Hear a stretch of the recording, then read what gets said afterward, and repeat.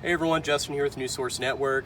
Briefly wanted to go over a really nice, simple, budget-friendly new install that we've done. This is a HydroMaster Boxer 318. We've got it installed into a brand new Chevy 2500 standard length van with the V6, which actually replaced the smaller V8. So you get great fuel economy, still has enough power to move the van around with equipment in it.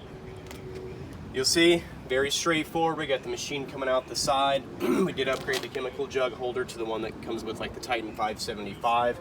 Just makes it cleaner with our flash cuff hookups, dump valve, everything out the side, nice and clean. I'll take you around the back. And what you'll see is we did a 250-foot electric vacuum hose reel, 250-foot solution reel, and then our freshwater reel. Of course, this customer did not want to run live, but of course we could do that for you. As always, line next to the floor, line next to the shelf. With any install, we're always sure to set the customer up with enough chemicals to get them going. Comes the 1.5-inch Evolution one. It's important for everybody to know that this package out the door was under $50,000. So call your local New Source Network dealer today. Be more than happy to make you a deal.